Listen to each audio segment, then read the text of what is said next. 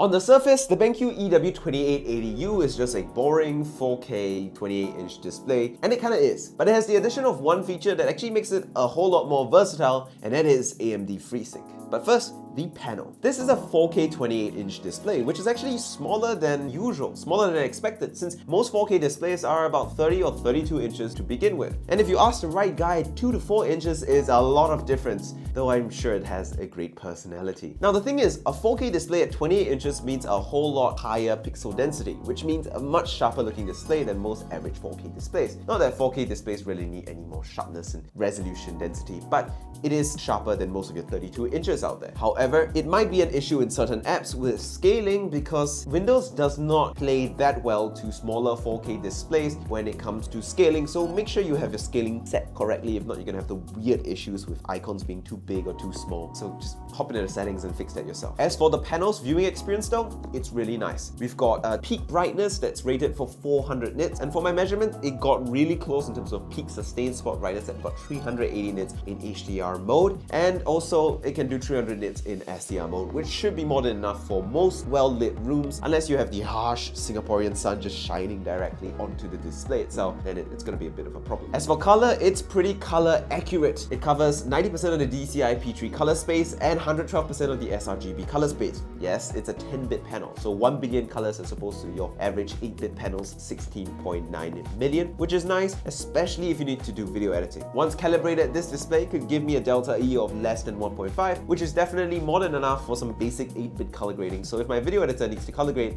it can quickly calibrate it and get things perfect, which is nice. While it's excellent for SDR content, I wouldn't necessarily recommend you get this monitor for HDR content, however, because as I said before, its peak brightness of 380 nits is not enough to really even meet any official HDR standard like HDR 400 or HDR 10. That's not to say HDR is all bad on this. You can notice a slight difference with HDR mode turned on, and it's a nice to have that it at least supports HDR content, but it's not a display that you get solely for the purpose of HDR. There are much better displays for that, and at this price range, you can't really be expecting high levels of HDR performance. So let's be fair to this monitor here. But what's interesting about its HDR-I technology is that, well, it's got a sensor built into the bottom of the screen that actually detects ambient light brightness and adjusts the screen brightness automatically so that your HDR experience is tailored to the HDR content and tailored to your surroundings, which means that it actually adapts to your surroundings when it comes to showing HDR content, which is definitely a very interesting technology to have in your display. Now, what if you wanted to tweak the settings of your monitor for calibration, as I've talked about? For example, well, the settings is actually quite good. It's well laid out, it's very clean and easy to understand, and the menu is controlled via a joystick on the back of the display, which is awesome, or a remote control, which is even more awesomer. The remote control is actually a big thing because people who are using 4K monitors like this probably have it mounted on a monitor arm, and if you have a monitor arm that's mounted really high up, it's going to be really hard to reach the buttons on the back of the screen, so having a remote to quickly swap the different settings on the display is going to be a super helpful thing for quickly switching things around. But the most important setting in the menu is definitely turning on AMD FreeSync. Now, if I'm not wrong, only the DisplayPort port supports this, so if you want to use AMD FreeSync, make sure you use DisplayPort with your PC, but it's definitely an awesome feature to have. The reason for this is it turns this monitor from being a boring work-only, YouTube video-only display to a monitor that can actually do a decent job for some casual gaming. For the guy who only has maybe 1 or 2 hours to game every couple of weeks and is never going to be a try-hard gamer, 4K 60 is actually going to be a really good experience, especially if you don't have any artifacting or screen tearing, because, well, 4K looks so damn good when you have so many pixels and so much resolution in front of you. The fact that it's FreeSync is actually a big help because, well, chances are someone who's buying a monitor in this range won't have that powerful of a gaming PC. So if they wanted to play 4K games, there's a high probability they're not able to play those games on 4K at a consistently high FPS. So having FreeSync means that the display can basically match the FPS being output from the PC and prevent screen tearing and annoying artifacts from disrupting the precious few hours that this working salary man has to game. Basically, it turns this monitor from appealing to just office people trying to get work done to people trying to get work done and might occasionally want to do a little bit of casual gaming. So it appeals to a bigger crowd, it becomes more versatile, and us consumers just win because a better option is born. As for the other aspects of this display, the stand is equally awesome as well. It's got height adjust, tilt adjust, and swivel adjust, no problems whatsoever here at all, and it supports VESA mount. So if you want to mount it on a monitor arm, as I said,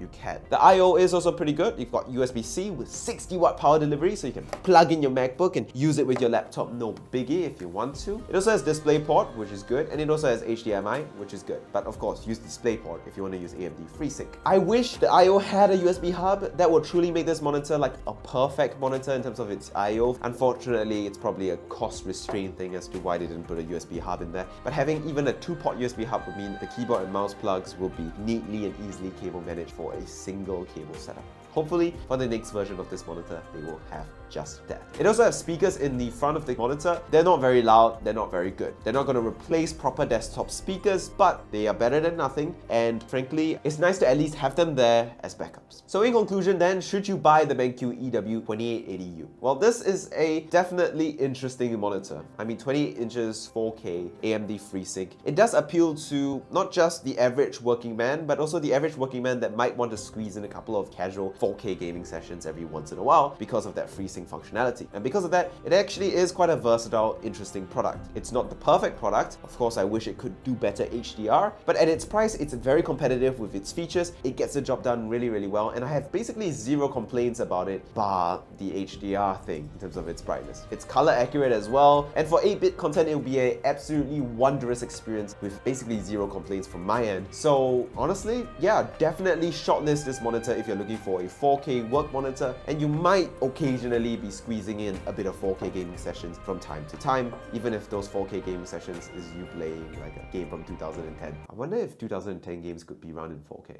And yeah, not just shortlist it, put it near the top of the shortlist because it's definitely a pretty good one. And with that, thank you guys so much for watching. Make sure you like and subscribe if you want to see more videos like this. All the questions in the comments or on Discord. I try to reply to everything as much as possible. And all love to you if you watched to this point in this video, especially if you watched to this point. And if you did watch to this point in this video, comment Benjamin Q, because that's the full name of BenQ, isn't it? Get it? Benjamin, BenQ, Benjamin Q.